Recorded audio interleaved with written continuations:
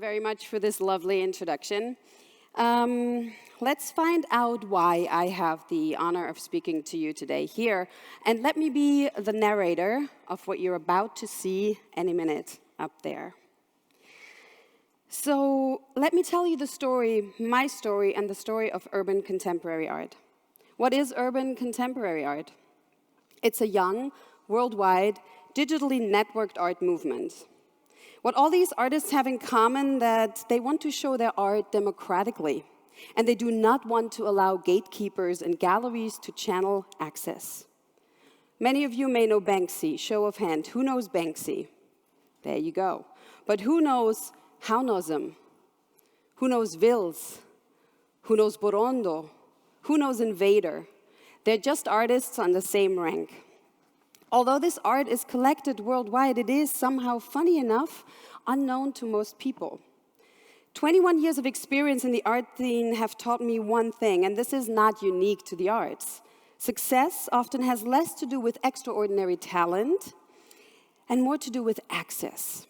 Access to network, to know-how, to financial support to people. And if you do not get access, success is unlikely. And if access is denied permanently, then you will remain the eternal outlaw. I had access, and I was sure I could create access and a network for all urban artists that would also double as a safe space.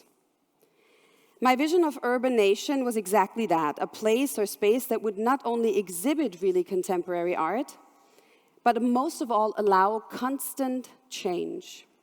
I'm always engaged in change, change that brings innovation. And whenever I find myself caught in a system that has stopped moving and stopped developing itself and its environment, I try to connect with others and then break through together to come through the comfortable structures and rethink them. And comfortable is the key word here, because I do believe art should be, above all, uncomfortable. Art, and above all the culture of urban contemporary art, aka street art, should constantly question everyone and everything involved. And this challenge should be tackled with a dialogue. It should not be done with fixed concepts or demands.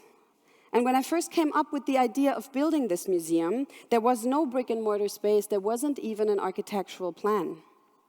I, and slowly we, had all to start from scratch. My vision for the future museum was a real space, a place that should not only exhibit art and convey the history of this art, but a place that is alive and it's changing and evolving every day, inside out. And with it, I wanted the visitors to evolve. I wanted to turn them from consumers to participants, to curators, and then to content recyclers. And all of this with free admission and thus free access. I wanted to create an institution that is aware of the constant cultural change, but maintains a clear overview in a high-speed world where, through digital transformation, every piece of information is always available everywhere and in a few seconds. And the digital transformation is largely responsible for the lifestyle, culture, and structure of urban contemporary art. The whole community is the playground for these often young artists and ever-growing online community. It seems to make a brick-and-mortar space almost superfluous. And I started to be aware of this shift right from the start in 2013, and I wanted to go a disruptive way. I wanted to open the museum digitally first over the course of years before the actual physical opening. And I did that via Instagram. I reached 20, 30, 50, 80, 100,000 visitors directly and millions through corporations. I used Project M, which I will discuss in detail later, and I created many other projects to establish and build a solid, trustworthy, loyal consumer base. And this all enabled me to open this vivid space, this ever-changing museum, before the actual space opened. But then, fast and digital is not everything. It soon became clear to me that it was necessary to create a space that would help support and protect this unique art movement and the worldwide network of artists, as well as document the work. Urban art, street art, is fearless. It's rugged, it's loving, it's full of humor, and most of all, it happens whether you like it or not. This art form has its own laws and ideas, and it keeps changing daily. What was once, though, coming out of the need to be seen and heard, we remember graffiti, is increasingly being swallowed up by the world of marketing and misused for economic purposes. There is an uncanny demand for this art, but very little support for the creative spirit and the process of what this art form actually stands for. It stands for support to social issues or political and sustainable green initiatives. Instead, urban contemporary art is constantly in danger of being used as a tool for major brands, since it serves as a gateway to a younger generation. Or it's used by real estate developers to, as an investment incentive to further aggressively gentrify more neighborhoods. And as a reaction to this approach, I think all cultural institutions are called upon to develop new concepts and new ideas that are inclusive, protective, and innovative. We need ideas that embrace the new digital and social media world in order to respond to these ever faster and far-reaching transformations. And I do not think you have to fight this change or refuse it, because if we accept it, we become part of it and we will use it for our cause. And that's exactly what I'm trying to accomplish. With experience, respect, and understanding for all parties involved, we mediate between established and renowned institutions, wild subcultures, and enabling sustainable exchange and collaboration amongst one another. For example, art sales are now usually handled very, very quickly and mainly through the artist's own network. That means no more intermediaries. But that also means there's no more provenance and there's no more security. Likes in social media often become more important than the quality of the message of the artwork, which is increasingly becoming user micro-curated and hence abandoning the entire creative process. Privately financed walls or large corporations come quicker. These projects just come fast but disappear even faster because now this art and the walls that it's created on are becoming a commodity and they are generating money. And due to the fast-paced nature of the works of art created on public walls and the associated increase in demand, the sales value of these walls is growing and vacant space is becoming more and more in demand. This is a problem, because this natural, transitory, and already ephemeral art becomes even more ephemeral. So what can we do to successfully and sustainably preserve this work and keep its history and hence the entire culture alive? The only way to preserve the history and background of the artwork is, as now, prints, photography, and film, video, drone shots. But this is rapidly creating another incredible industry. As a result, the artists are now extending their efforts to preservation and marketing of their own work and are becoming little startup and consequently becoming businessmen and businesswomen. But we forget one thing. It is not only the end product that we need to protect.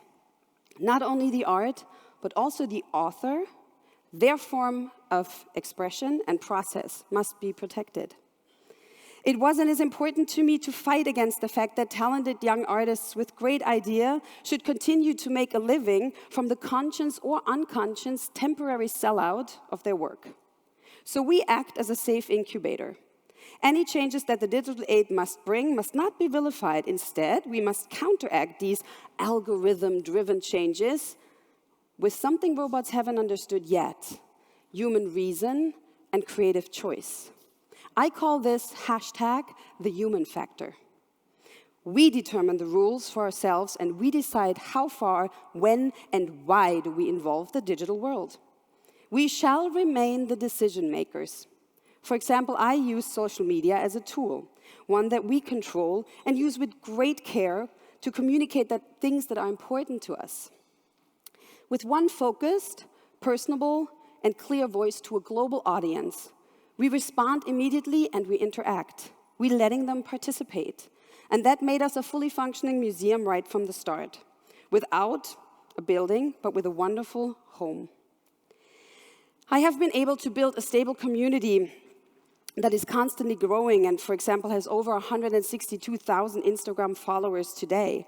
This human approach to dealing with digital challenges is also why we were able to work and spread our mission across 47 countries, by creating collective projects. Now, the next step is to successfully transfer the virtual digital museum back into the analog world. Urban Nation is not just a name. We all are Urban Nation. Urban Nation is empowering, disruptive, democratizing, solution-driven, supportive, innovative, educating, exciting, but above all, it is brave. We are revisiting the concept of the traditional museum together with artists and with other institutions and institutional leaders in order to find new ways for a living museum that fosters innovation with all segments and beyond. Meaning we reach the education system as well as national and international politics. And with the virtual space as a very strong backbone, we are enabling new experiments of cooperation and development. And at the point we all find ourselves currently in the world as humans, we have very, very little to lose, quite frankly. So new ideas should have even more room and support to grow in order to really change human future. The world is turning faster and faster, so we need to act as a community across the board and more so across borders and fast. But we need to do this as partners. So the next challenge is finding suitable strategic partners who embrace the philosophy of the UN. And that is connect, create, but also care. Without giving up authenticity and integrity, we have been able to find partners to approach our targets group with who are as heterogeneous as our partners. And these include national, international sponsors, stakeholders, neighbors, tourists, art lovers, children, young families, and most of all, the most important group, the artists themselves. And these were then followed by political partners, international NGOs, local and global venture capitalists. Throughout the years, I have collaborated with more than 400 artists in more than 100 cities around the world, as well as developed various local and international projects that were and are strictly based on these core values, the cities in which we are active and the values of our culture. The first of these early projects was Project M. The M stands for Museum. The core of the idea is to support the infrastructure of the entire exhibition artist creation within the artist career cycle. So we are aware that the art system must be a symbiosis in which both parties, the creator and the viewer, aka the consumer, in the best case scenario recognize one another's needs and desires. And as an institution, it is our duty to protect and promote all parts of this ecosystem. We went exactly that way. We invited young curators and gallerists whose finances simply didn't allow for grand exhibitions or art projects anywhere in the world to work with us and use our space. We, however, would provide the entire funding and with our experience to educate on how to curate and execute a professional exhibition within the framework of an institution. We were trying to help them to relax and learn about this education, about this subjects. And there were many topics that needed help with. For example, nobody learns about how does import duty work? What is exhibition architecture, catering, price lists, billing, acquisitions, community management, classical PR, press management, and previews. In order to further support these connections and the ecosystem of art, I introduced the Fresh Air Residency Program. This was launched in 2018. 33 artists live and work fully financed and mentored with classes and workshops on law, marketing, contracts, new media for 6 months or 3 months each year in our studios that are directly located in the museum. In order to better integrate, we came up with the One Wall project. One house, one artist, one neighborhood. For us, that means we have the chance to dive right in whatever country we are, get to know the challenges of this district and incorporate that in the work. And we call this living integration. In order to maintain internationally relevant, the UN has gradually cooperated with major events. In return for our digital support, they offered us an analog platform and real-life multiplication. And we're still doing this. For example, Airwaves Festival, in Iceland, in Reykjavik, the Lollapalooza in Berlin, the Moniker Festival in London, the Goethe Institute, the Kompetenzzentrum des Bundes. We are not tied to one place. We use the world and our planet as a whole entity. We have worked in Germany, the US, Canada, the UK, Asia, Australia, Dubai, Mexico, Syria, Lithuania, the Ukraine, Russia, Israel, Gaza, Africa, France, Spain, Italy, the United Emirates, South America, Guatemala, and many, many other places. And we have always put art in the center. And this is, by the way, how our exchange program came about.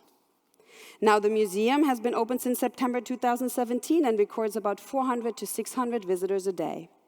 After 2 big exhibitions I curated in 2017 and 2018, which were mainly based retrospective and educational exhibitions, I'm going to bring the focus back on what matters most to me and the artist: the public outdoor space. My new project is the Urban Nation Biannual.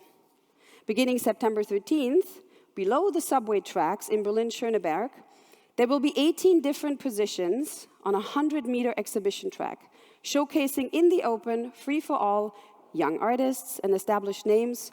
Works are being created that focus this time on the 18 United Nations Sustainability Goals.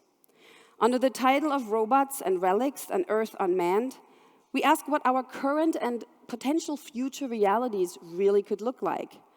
Are they right? Is there still such a thing as religion? Is there still such a thing as gender difference? We are focusing on sustainability, humanity, technology, and urban development.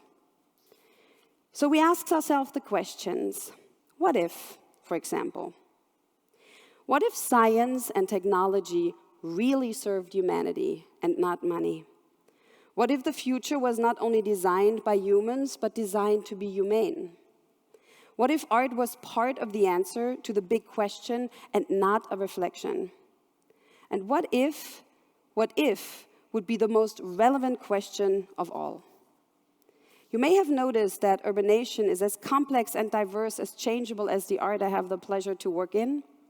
And I think our message that we have sums it up. It's a core message in our manifest that you can read up on if you like.